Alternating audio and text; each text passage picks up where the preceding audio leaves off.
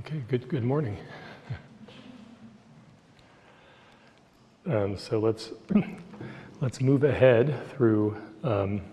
We're still, as I've got the syllabus up here. We're still introducing medical anthropology, and this time through several studies that deal with the issue of culture and health, which of course is the name of this course. Obviously, very central to what we're doing here. And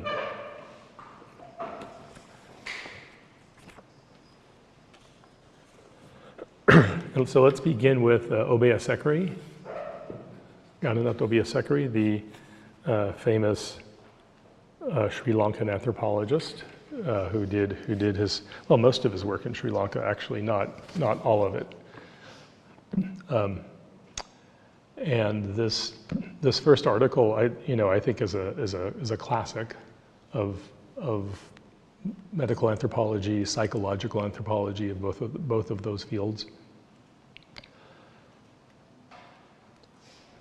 There's another book I just want to mention that came a little bit earlier. I'm just thinking where to type that on the screen. I'll put it on the board here. I mean, so one of you mentioned Arthur Kleinman yesterday, and did you mention him last time? Oh, one of you mentioned Arthur Kleinman? Oh, that was right, that was you, okay. I just want to mention him because he's one of the earliest well-known medical anthropologists, and his first book was in 1980, so we're still kind of going a little bit chronologically and me explaining to you the field. I'll just put that up here. So that's...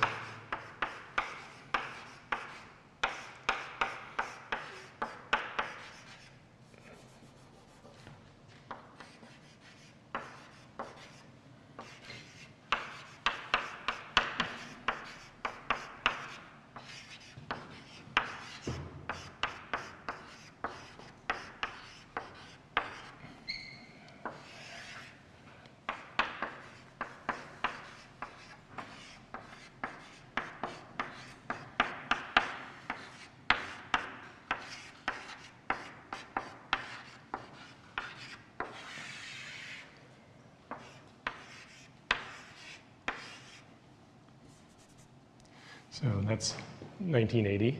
Okay, so Kleinman's book, Patients and Healers in the Context of Cultures, one of the first books that's really defining medical anthropology, defining the role of culture. The readings we had from last class, in a way, are, before there really is a field of medical anthropology, like the work by W.H.R. Rivers and the work by Levi-Strauss. Those were, just people who worked on healing, but there was no formal field called medical anthropology. And around the time of this book, you can say that we really have a field called medical anthropology, and the concept culture is placed in the view. I mean, this title says it all. That's his contribution. Patients and healers in the context of culture. Patients and healers are both working in a cultural context that affects their interaction with each other and their views of each other and their expectations and many other things.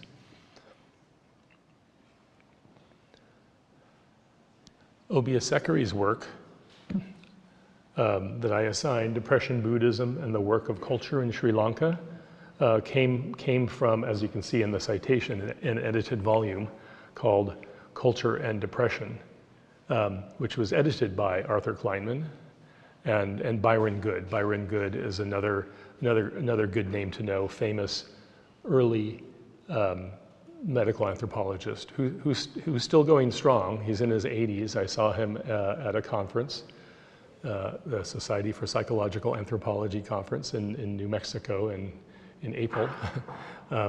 And he and his wife, Mary Jo Del Vecchio Good, who is also an anthropologist, were both there. They had organized some sessions on what's called hauntology. It's with an H, hauntology. I don't know, maybe I'll talk about that at some point. I think it's a new concept, new trendy thing perhaps. Anyway, Byron Goods was there from the early days, and he's still going strong. And that volume, as the name says, the name is also very simple. Here we have Patients and Healers in the Context of Culture. In this volume we have Culture and Depression. Says it very simply. How do these two things affect each other? There's also a subtitle of the volume, but I didn't put it there.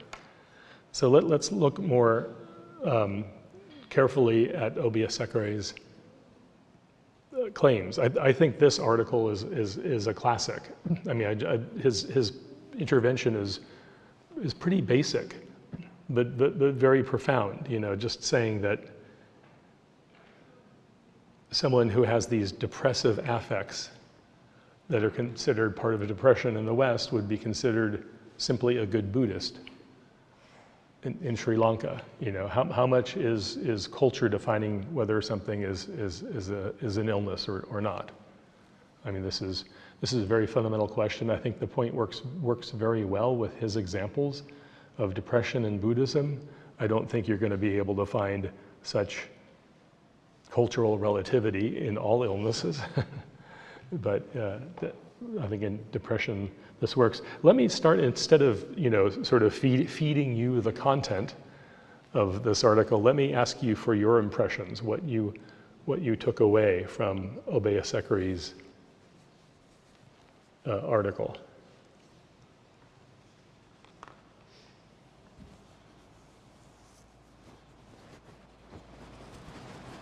To be perfect case of depression, the American colleague who went with the author to visit a friend of his. Right. And he said, no, he was just talking about meditation. But the body to be considered as a heap of dirt. Yes. Right. Right. A heap of dirt. A heap of dirt. Right. Was just a part of meditation. Whereas I don't remember the other friend who was a psychiatrist or something who thought that this was a perfect case of depression. Mm-hmm. Yes. Uh-huh. Okay. Right. Yeah. His observation of the friend.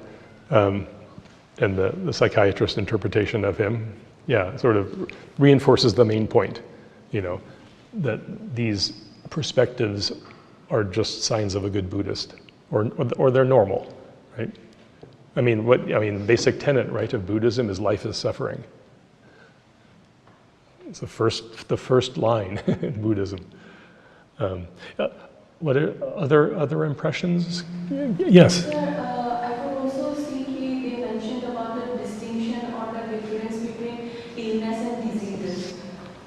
Yes. It's a very prominent thing that came out in the article. So disease, according to them, is the biologically that happens to a person as an illness is mostly like culturally constructed in nature. Right. So that thing. Okay, that's good. Yeah, he just distinguishes illness and disease. Yeah, but then he says something else. What else does he say about that? In a way, he brings it up but critiques it. Illness and disease is the same. He comes to a conclusion like both are similar, even though there is a difference. Right. In this case, the distinction doesn't work because, right.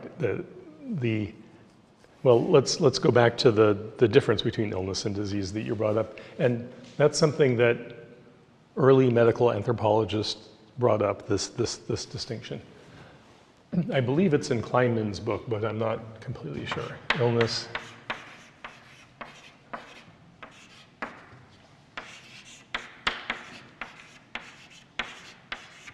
So disease is like the biomedical view or the objective illness and objective disease. And illness is the culturally inflected view. It's the way a person perceives the disease that they have because of their own ideas which come from their culture and from themselves and other sources. So this has been a useful distinction, but it's one that's also often been critiqued.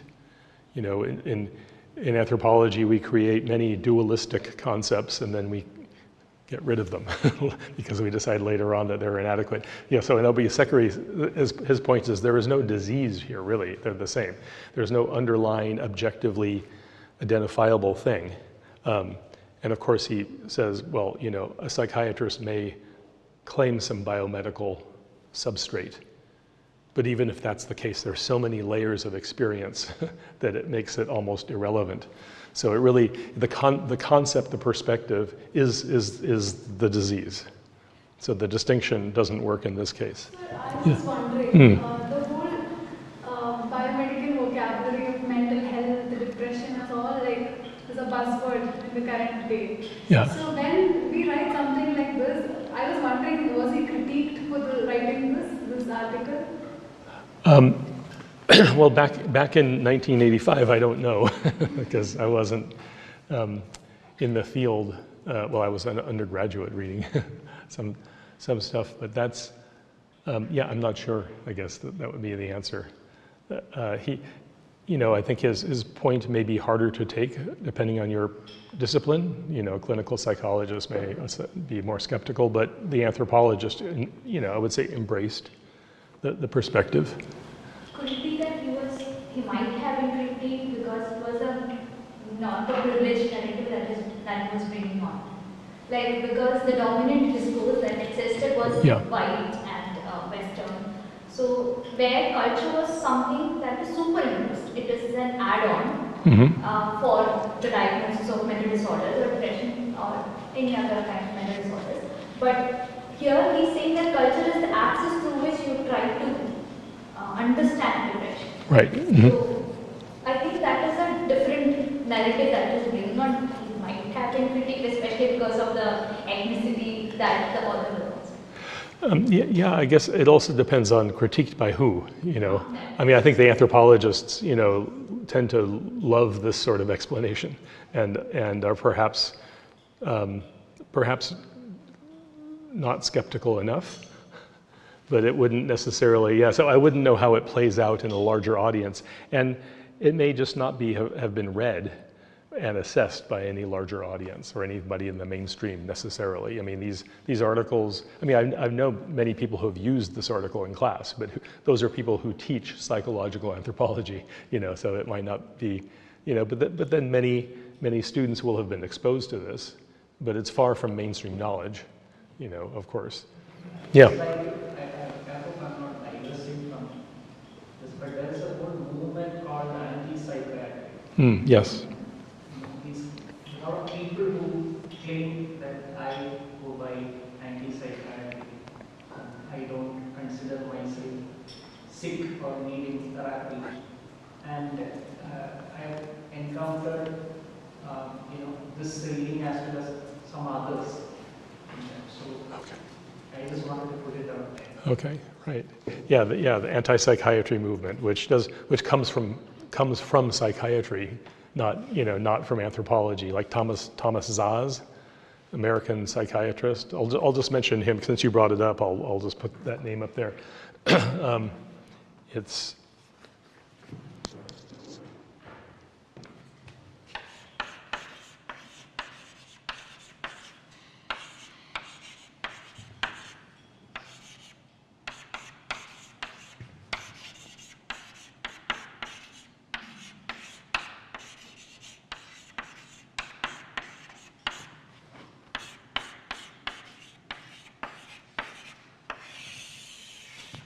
off the top of my head, I'm not sure the date, maybe 1960s is when this was published, but Thomas Szasz, The Myth of Mental Illness, and there were others. R.D. Laing is sometimes considered also part of the anti-psychiatry movement. And that's coming mostly out of psychology and psychiatry. I would say that Obiasekere is not doing the same thing. He's not trying to just kind of claim the premise of psychiatry is wrong. He's focusing on maybe a different issue. I mean, maybe he thinks that, I don't know. But he's just showing us that when you throw culture into the picture, psychiatric categories can be seen as coming from a particular cultural perspective, i.e. a Western one. Yeah. Mm-hmm. Sir, I have a question. Yeah. So I just returned from my pilot study. My research focuses on seasonal migrant laborers. So I have been on the field doing ethnographic interviews. So like my population is women laborers. So what I saw when I was interviewing them, that you can see like how the author said that his friend was like very textbookish, depressed. But we can see that because these women like work in bonded labor, they have been married when they were children, when they were child, and there is domestic violence, and they're constantly migrating with a sense of climate precarity also. Yes. Because from the area that they migrate is very drought prone, and then they migrate to areas where there is work. So there are a lot of factors, and when I was talking to them, I could see. But also when I told them that do you not feel sadness, then I think it is also a part of culture where they feel like this is what is written in their fate, that this is what they're meant to go through. And like they don't complain. They say that if we work hard enough, then our children might not, because like our karma will decide what our children will face if they go into this kind of labor again, like if the cycle continues. So I also noticed that these women, when I was asking them that do you feel helpless, they do, but they also say that they don't have time or the mental bandwidth to engage in these, like what we call as depressive symptoms, like you can actually see, but I don't think they have the mental bandwidth to actually engage in that sense where we actually diagnose people. So I was, like you could see that it is a classic case of a woman who is going through depression, but the narratives that come from them, it doesn't look like something which they have accepted that it is their fate and they have to go through with this, and that's why they told me that we don't complain about it at all.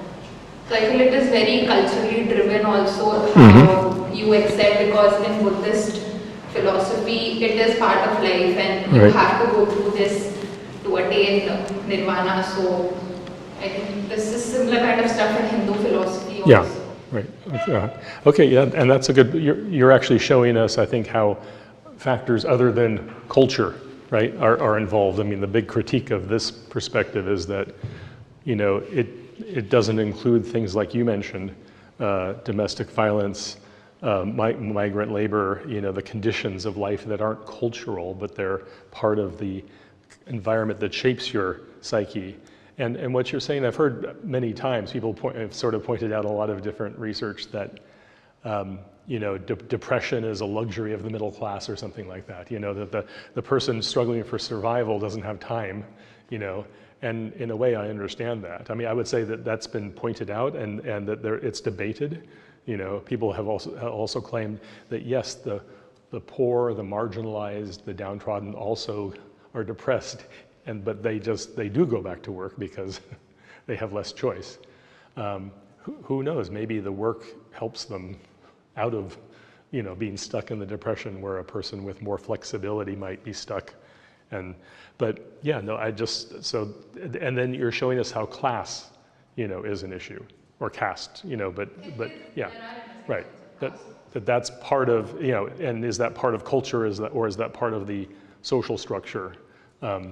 You know, the people we read for next time are the ones that are trying to get those other factors involved in there, and not just try to look at culture as some innocent set of ideas about the world.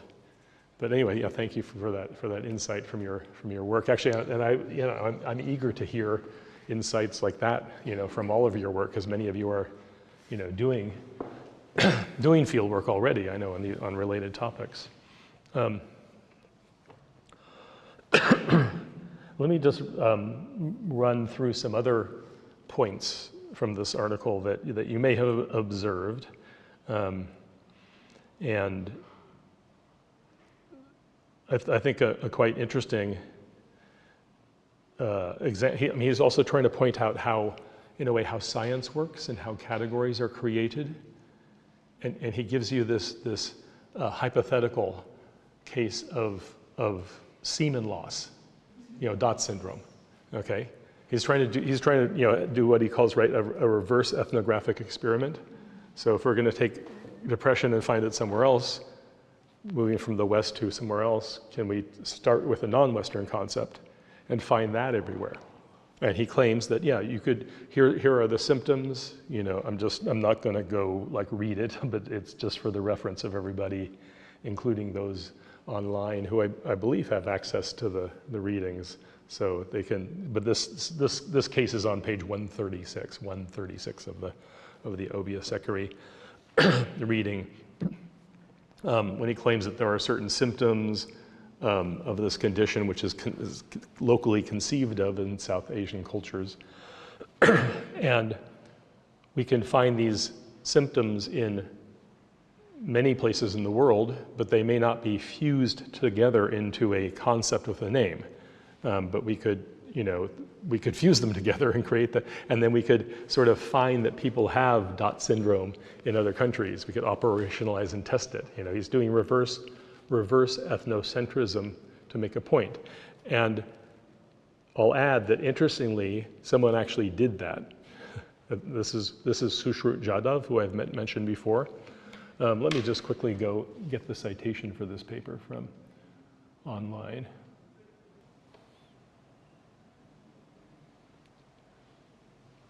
There's a citation in abstract.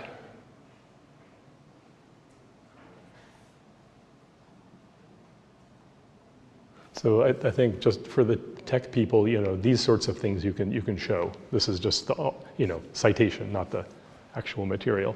There's some concern about what we can put online, what we can't. So yeah, this is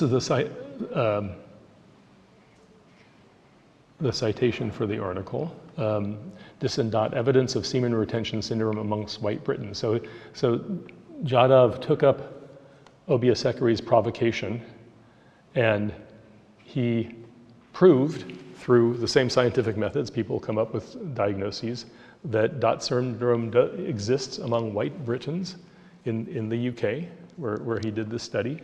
And he even has an interesting discussion of their lack of awareness of this problem and what could be done to improve the situation, which is in a way a kind of a satirical attack on those who in international mental health programs that try to do psychoeducation, promote awareness of these problems. So he's saying that we could psychoeducate white Britons to be more aware of Dot syndrome. Like, in a way, a joke, but also a serious one.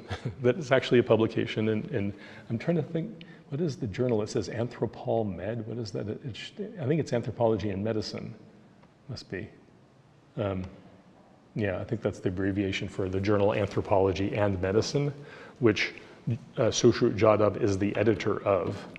Okay, it's one of the main journals in medical anthropology.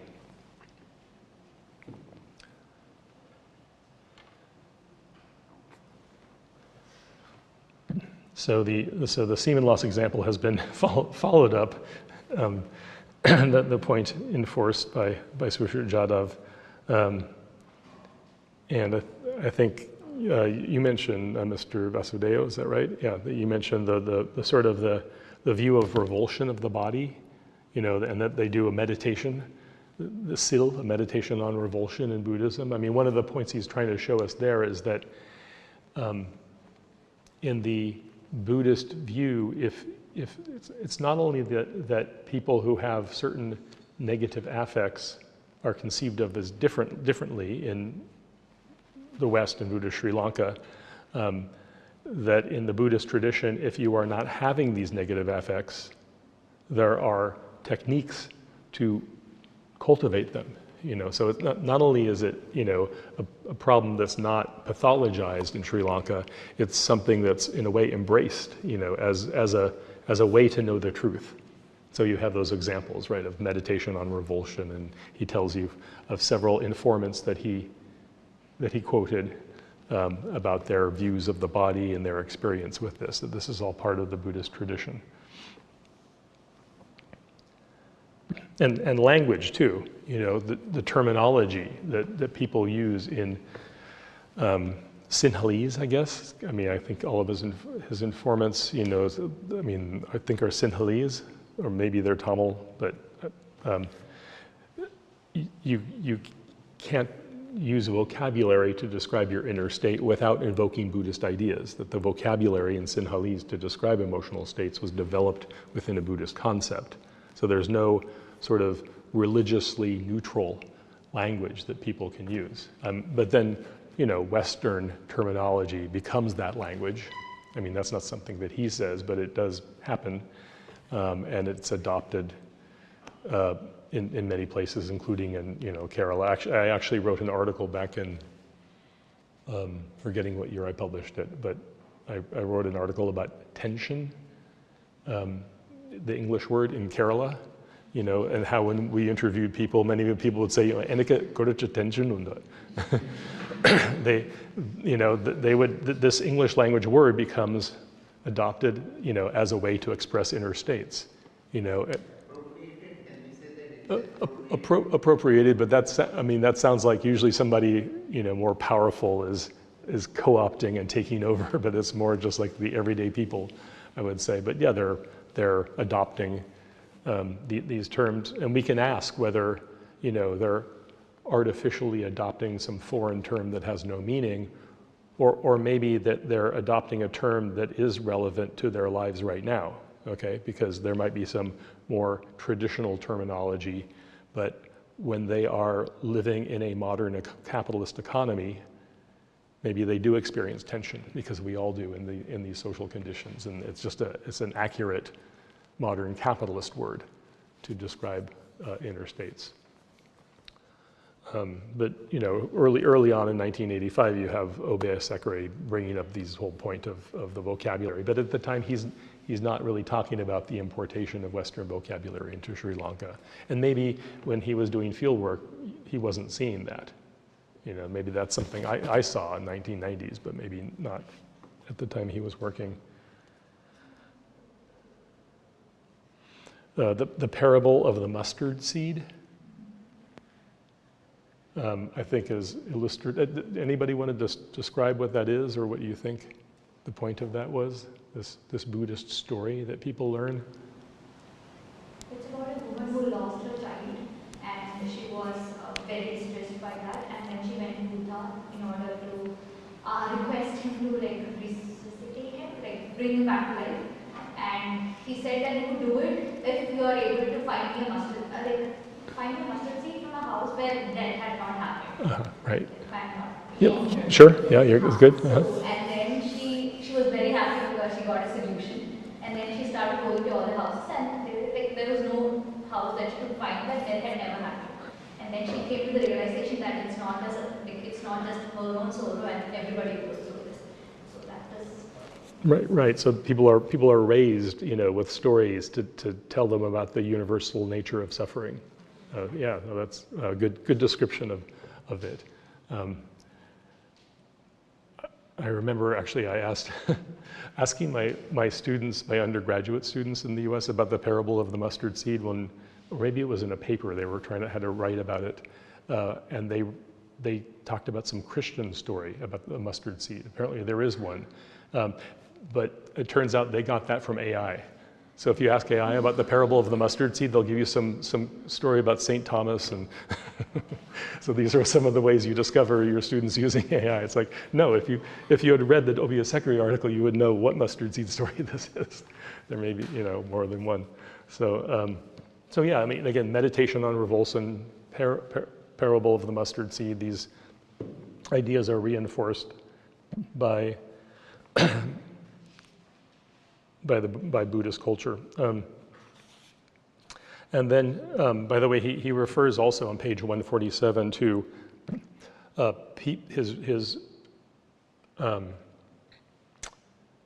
his informants, his interviewees, his research subjects in his book called Medusa's Hair. And I'll just want to highlight that book. Maybe I'll put the reference up here on the screen because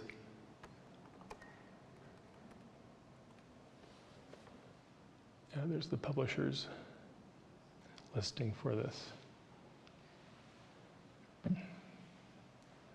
So this is 1981. This is the book he's referring to. This is also a classic. In fact, I taught this class, this book in my psychological anthropology class at Queens College last semester. First, we actually read Sushruth Jadav's This and That, and then we went into Medusa's Hair, and this is in some ways different. I mean, he brings up Medusa's Hair on page 147 to point out how many of the people he interviewed went through this negative depressive affect, and he doesn't go into a lot of detail about it. But I'll expand on this book so you know a little bit more about it. It's a terrific book. I think it still works in undergraduate classes many years later. The stories are so fascinating, and of course he has this dramatic picture of this woman with matted locks, the long matted lock hair that ecstatic people will grow, the people who live at a religious site. An essay on personal symbols in a religious experience. In this book, he is influenced by psychoanalysis. Psychoanalysis is very much a theoretical base for O.B.S. Eckery's work. But after this first book, he decided he would not just take psychoanalysis as it is, as it were, and all its Western baggage. He would try to come up with a South Asian theory of psychoanalysis, which he did in his later work. Actually, I'm trying to think now what book that was. Was it The Work of Culture? Here, let me just look at his publications. Maybe I can remember which one.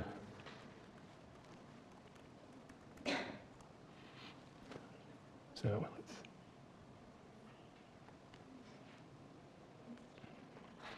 The Cult of the Goddess Patini was that came afterwards. Okay, I believe it's The Work of Culture. Then we have other Many Faces of Kandian, the Buddha in Sri Lanka, Imagining Karma. Yeah, this one, The Work of Culture, and in the article here, he introduces the idea of the work of culture and he expands upon it greatly later in this book. It's more theoretical.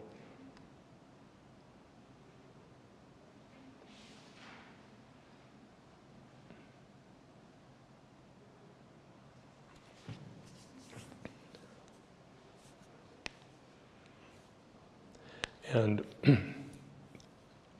I won't go into what he says, partly because I don't remember much of it.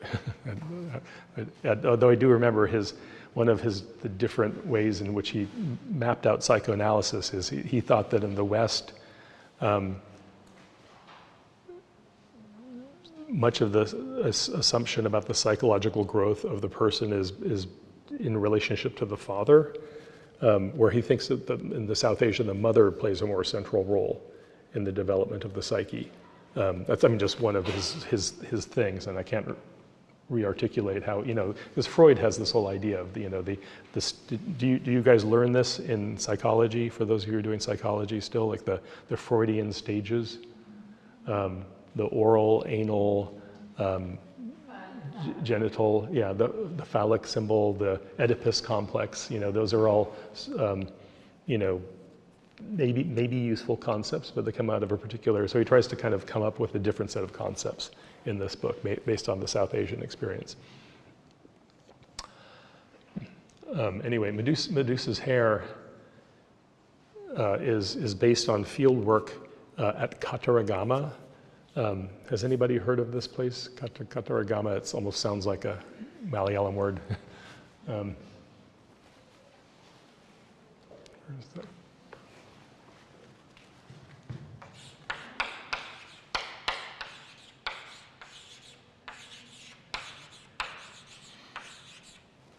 Kataragama is, as O.B.S. Eckery calls it, a temple complex in Sri Lanka, I think near Kandy. And it's a temple complex because, as I guess as many places in Sri Lanka, it's both Buddhist and Hindu. There's like Buddhist sections and Hindu sections, and there's also a mosque nearby that plays a role in the community.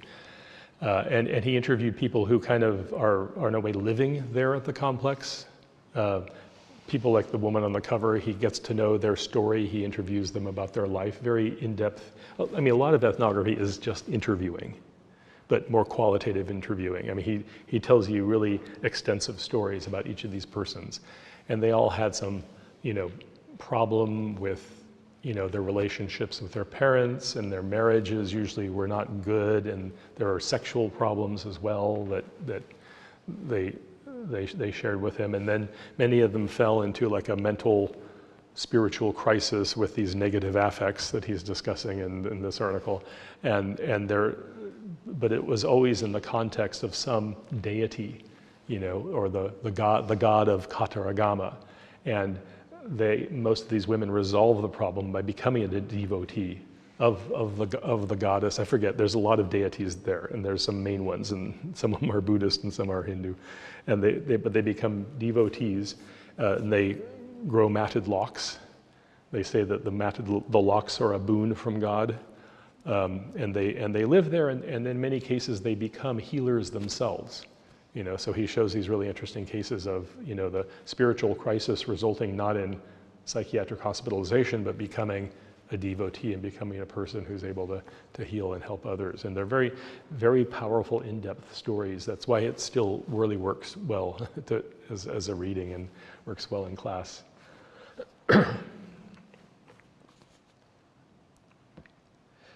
Another thing that I think is really important in this article is that his concept of the work of culture. I mean, he discusses work, what work means, and he uses Paul Ricoeur, a philosopher who wrote a book called Freud and Philosophy, and discusses what the work of psychoanalysis is.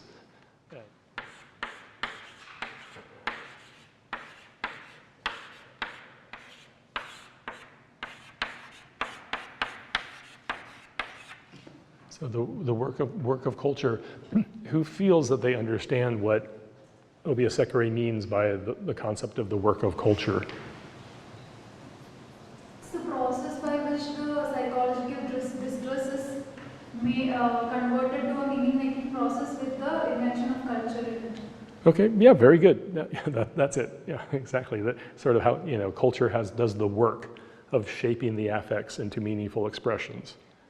And he's using Paul Ricoeur's work again from Freud about how, I think that work was about art. Art does the sort of work of shaping affects into expression. So Obiasekere is taking that concept and going into a different direction, saying, that's what culture does. So you see in this case, it's Buddhist ideas, Buddhist culture gives affect, the emotions we have, meaning. It channels it into meaning. And the meaning being these Buddhist concepts, these Buddhist ways of understanding your experience. But then, in contrast to that, he suggests that, affects exist in a free-floating manner. Did you guys catch that idea? The affects, in the West. He's using Max Weber here, the German sociologist, maybe some of you have been exposed to, who wrote about the rationality and the disenchantment of the modern world, of modernity. So he's suggesting in the West is sort of lacking this cultural set of ideas or narratives that can do the work of channeling it into meaningful expression. So they become free-floating affects, which are then manifested as illness or disease.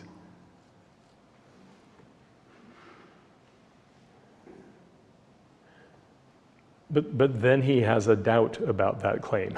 Does anybody notice his doubt at the very end?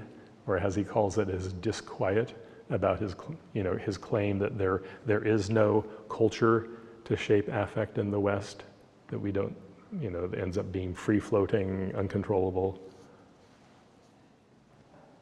Yeah, I'll read a bit of Obiasekri, just to have some quotes in his own terms. So the whole point about free-floating experiences, let's just go up a bit. So we're on page 148, 148 from the Depression, Buddhism, and the Work of Sri Culture. On that, the paragraph that you see that's like highlighted there, he says, "It is indeed possible that sorrowful affects may not be capable of transformation into public meanings under certain circumstances. What these circumstances are cannot be predetermined, though we can make some guesses. For example, it is likely that in Western culture, the affects of depression are not given cultural meaning and significance because of what Weber calls the process of rationalization in Western society and the demystification of the world. In this situation, affects exist more or less in a free-floating manner, awaiting a different symbolic formation, their conceptualization as a disease, depression."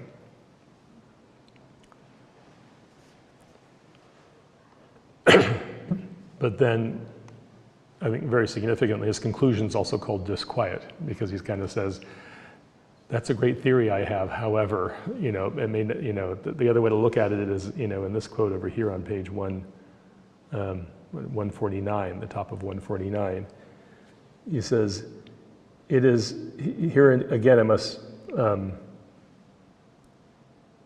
must inject some skepticism. "It is undoubtedly true that there are patients who are diagnosed as depressives in hospital wards in Sri Lanka and elsewhere, and some of these patients may even be persuaded that they are in fact suffering from an illness known as depression.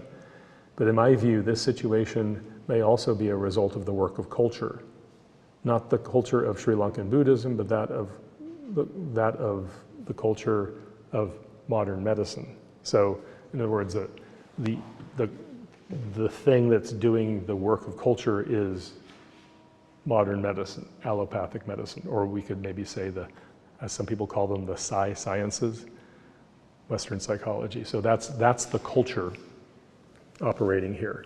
I think that's actually a better conclusion for him, not to sort of say that this is just free floating, but it's actually medicine provides, just like the word tension in Kerala, I don't know how people started saying that, but maybe they, got it from going to psychologists, or who knows, maybe what the source was. But that's not the culture of no culture. That's the culture of medicine gives us meanings.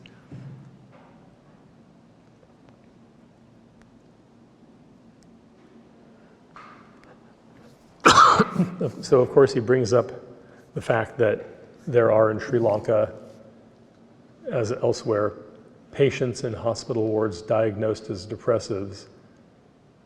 So he's acknowledging that there are allopathic Western psychiatric hospitals in Sri Lanka. He's just avoided that until the end of the article. And that also is just there in his book, Medusa's Hair. It's just there in the background. He does mention occasionally, now, if one of these women were to go into the hospital in Colombo, there would be a different interpretation of so. And I would argue that since Obiasekri wrote this piece and his book, Medusa's Hair, that there is more of an incursion of Western psychology and psychiatry into Sri Lanka. I think you couldn't do this research and say the same thing today, just because I think you would find more psychiatric terminology being used by people.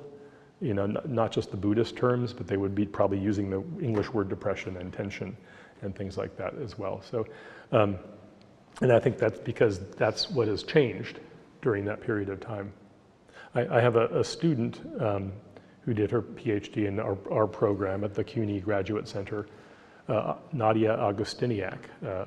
She did her PhD based on fieldwork in Sri Lanka on psychology, on particularly like psychological counselors who work for the Sri Lankan government and for other NGOs. And in her work based on field work recently, psychology is very present. The Buddhist ideas are still there,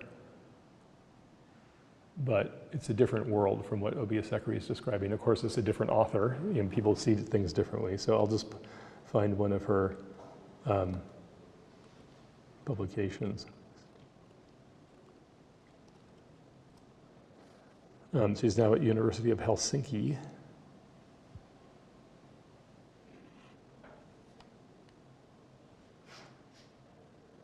So she has two of her Sri Lanka pieces on here.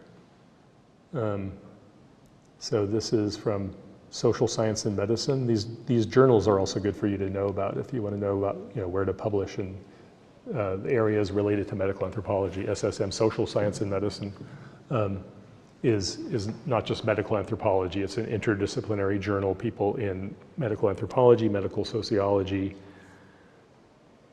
public health, many other fields published there.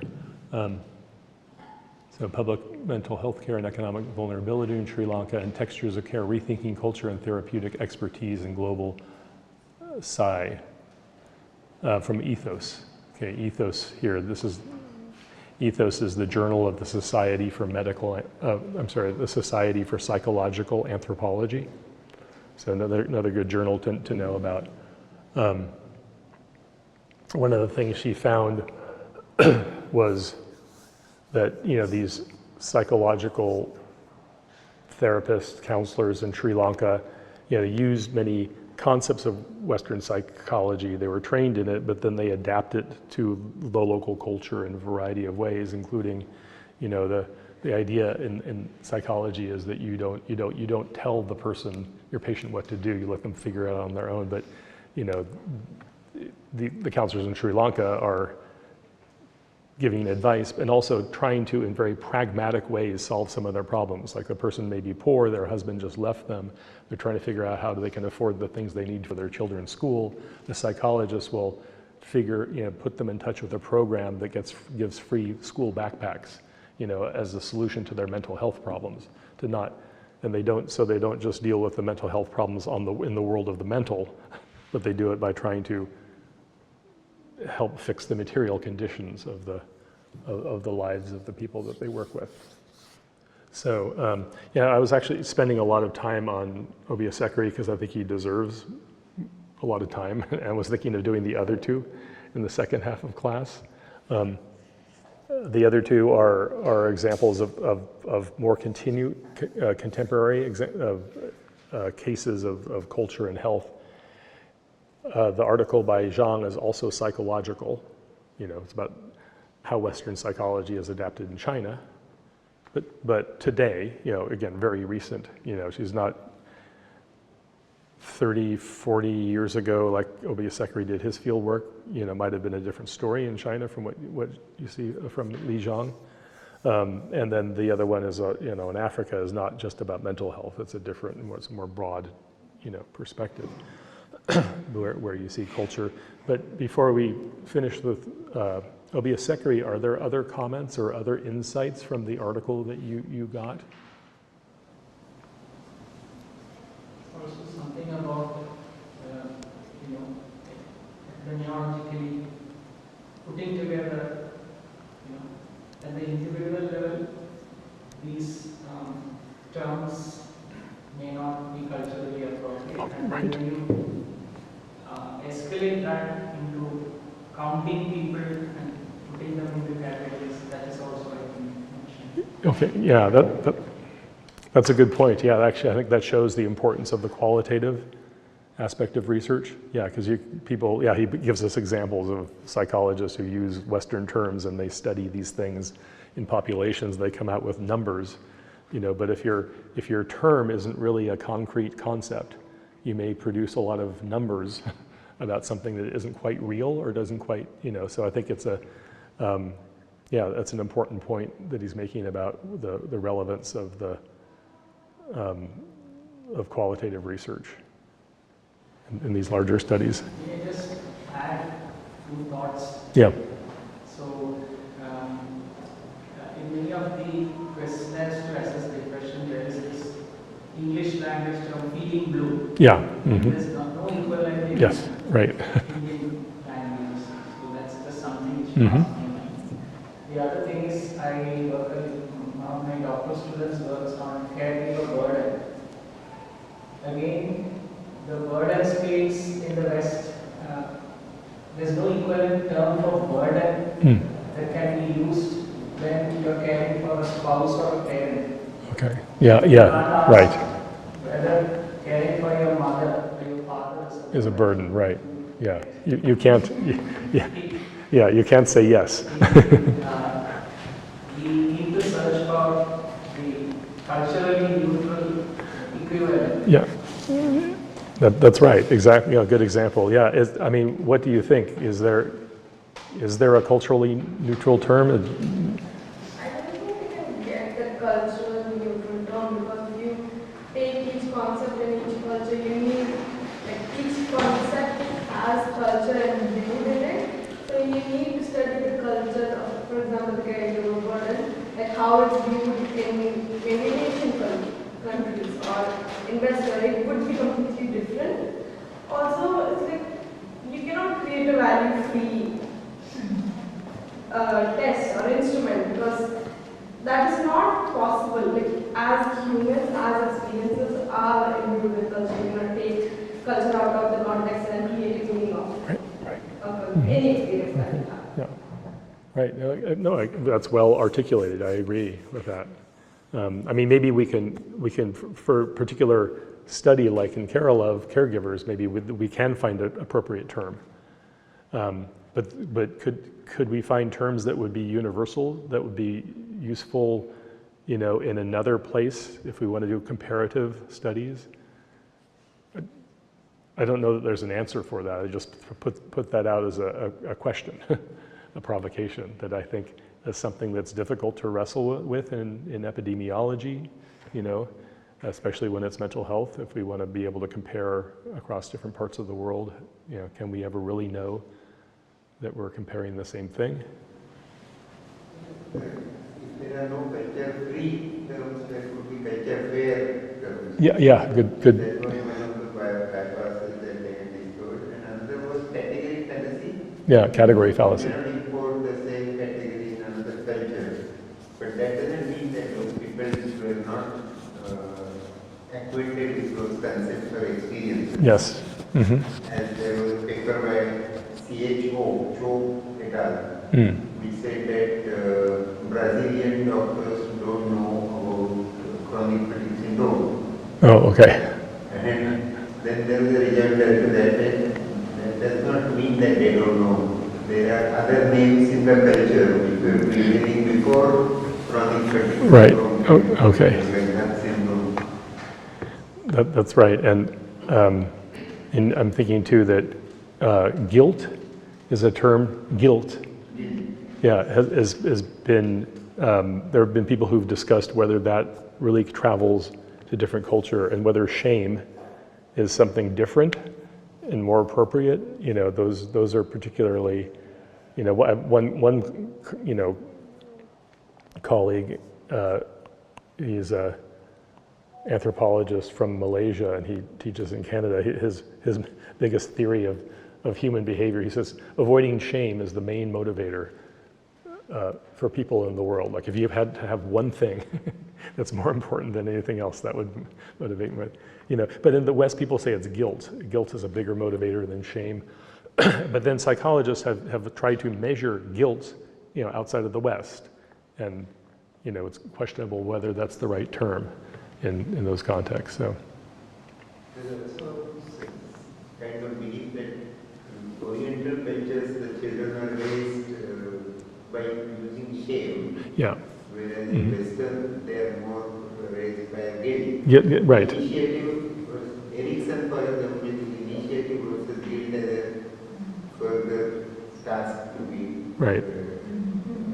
handled, whereas autonomy versus doubt and shame come before that. Mm-hmm. Therefore, what we found was that Indian patients with fatigue weakness had more anxiety and weakness, whereas Western literature mentions depression and guilt. Guilt. Okay. Uh-huh. Significant Right. Okay. in that sense. Interesting. Yeah. Was that in the research that you did? Sorry? was that from research that you did? Yeah, on neurasthenia and things. Right, okay. Maybe I could put that up here. Do you know the title of that? Is there an article, a publication? Must be from my thesis. I will have to search and give the name of the paper in the website. Okay, sure, yeah, okay, that would be great, yeah. May I just share one more thought? Yes. Recently, burnout has become a new diagnostic category in the ICD-10 level, the psychiatric set of diagnosis. Right. So, again, sometimes I wonder, many of the things of burnout are things which we experience. Some days work is tiring, so now exhaustion is a symptom of burnout. Right. And it's a psychiatric diagnosis required intervention. So I was just thinking that it's why we, have all these conversations. These processes are still going on. Yeah. New diseases are being created as we speak. Then you must be having some research on that, because when they find a new molecule, they search a new disease category. Yeah, actually what Obiosecari shows you about like his Dot syndrome example, that's what pharmaceutical companies do. They find some things that, you never thought, conceived of as a problem, but they're able to draw a line around constellation of experiences that may not be painful and roll out a drug for that. The restless leg syndrome, is one. There's actually a few books that do a really good job of showing you how that works in pharmaceutical research. How they do, when a drug's patent is ending, the 20-year patent, they're working very hard to find a new use for the drug. So they're inventing illnesses, not just, it's not making stuff up, it's legitimate. They are funding people to do clinical trials of these new concepts that they're similar to the old thing, but they want a new thing, like maybe we'll shift to the break, but I'll just end with one more reference that is shifting to the pharmaceutical side, but this book is very, very good.